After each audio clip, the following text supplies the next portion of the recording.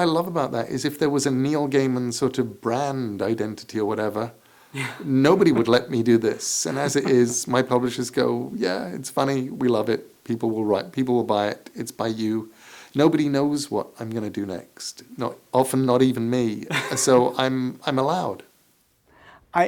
Along those lines, you were allowed to do not one but two Doctor Who episodes, which were both phenomenal, very well received, and very popular.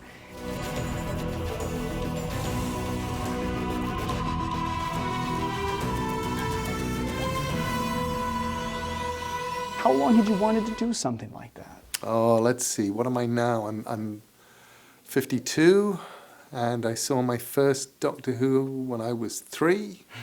So 49 years, I guess. I mean, I definitely thought that the coolest thing in the world was Doctor Who between the ages of, 3 and 9. And then, as I got older, my conviction that the coolest thing in the world was Doctor Who waned a little. I'm in my late 40s, early 50s, and I discovered that actually I was right the first time. It actually was. Doctor Who is the coolest thing in the world. What were the two experiences like? Essentially, a script is a blueprint. And it's like a blueprint for a house. It's like an architectural diagram. And you give it to people, and sometimes you say, well, what happened to this stuff? And they go, we didn't really have time. We ran out of time. That stuff had to go. And you go, what about this? And it can be a little bit puzzling sometimes as a writer. You feel a lot like an architect who gets to walk around their house that they've designed and go, I'm sure in the plans I didn't put the toilet in the middle of the kitchen. And they go, yeah, we know. But, somebody thought it would be a good idea, and we figured we could cover it up by painting it purple, but that hasn't really worked either. So there were a few more moments, I think, in the second one of painting it purple. But having said that, what I loved was the thing that got me most excited, the thing I loved best, which was just the idea of Matt Smith playing a game of chess with himself, was in there perfectly. Take my queen and give me back the children. Emotions. Can't you see what a foolish move that was? You've lost the game! Kids, back, now! Warwick Davis played Porridge just as I dreamed he would. And I got to write a kick-ass Clara, who got to take over a military platoon and make that work and believable, and that was fun too. We're from Maine. Stephen King is Maine, pretty much. He is. And you gave a very inspirational speech last year at the College of Art where you sort of talk about some advice that Stephen King gave you. And I know he also gave you some advice for Ocean at the End of the Lane, but what was the advice that Stephen gave you? 21 years ago, and I was doing a signing here in Boston, and Steve and his family had come down for the day, and they showed up at my book signing. I looked up, and there's young Joe King, now famous as significantly older Joe Hill. He would have been about 20, and he's there with his brother Owen, and they have a note for me from their dad saying, come and have dinner. And I had to say, well, I can't actually have dinner with you. I'm got a signing, and as you can see, the line is still round the block. And they said, well, come by the hotel room, come by the suite tonight, and you can just we'll sit on the floor and eat pizza. So that was what we did. We descend upon the Kings and sit on the carpet and eat their pizza. And Steve says to me, he says, this is pretty cool. The whole thing with Sandman, with Good Omens, the stuff you're writing, you should really enjoy this. Make a point of enjoying it, because it's really cool. It's really unusual. It doesn't happen to everyone. And I said yes.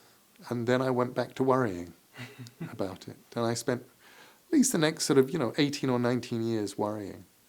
And it probably wasn't until I'd won the Newbery Medal for the Graveyard Book and was, dating Amanda Palmer But I actually went, I can stop worrying. The world is actually a really good place. And that was the point I breathed a sigh of relief and started taking Steve's advice.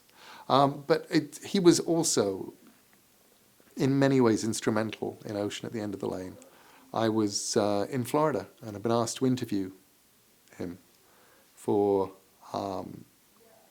the Times newspaper in London, the Sunday Times.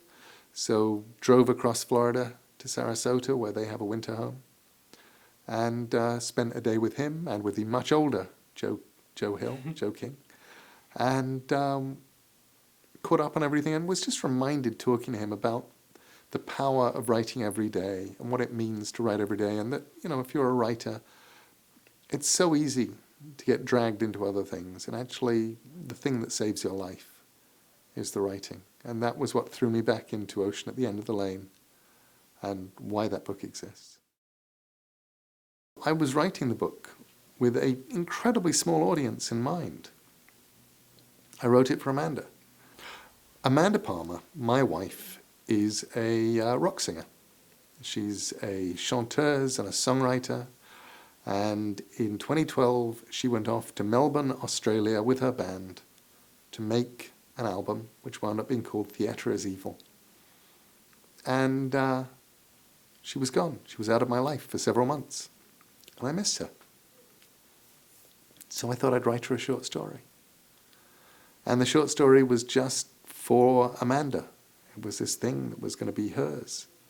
To remind her that she had this husband back in America who was sort of pining for her. And then time went by, and I kept writing, and the book kept going, and the story kept going. And I thought, well, maybe it's a novella. It was fun. I'd written the book in first draft. My first drafts are always handwritten. My second draft is when I take the handwriting and I type it out.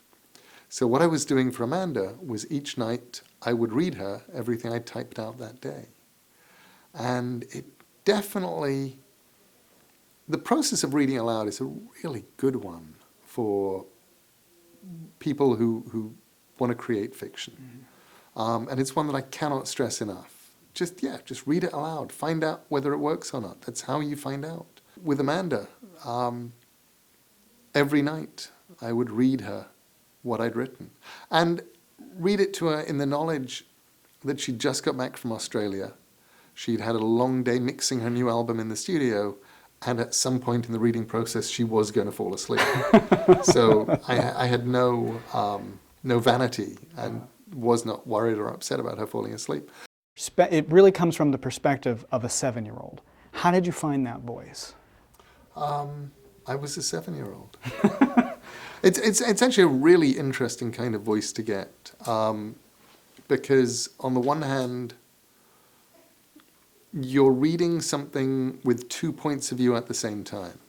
You have a 40-something narrator who is looking back on the time when he was 7. And mostly I tried to work with a 7-year-old's thought processes and vocabulary. It's only a couple of times that you are reminded that you're getting this from a more distant vantage point. I do remember, as a kid,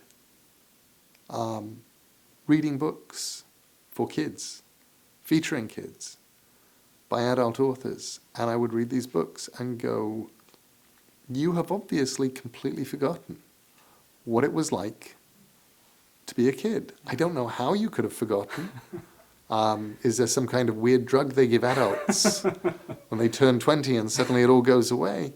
But I'm not going to forget. I want to tell people this thing. I want to make this thing real. I want to make it true.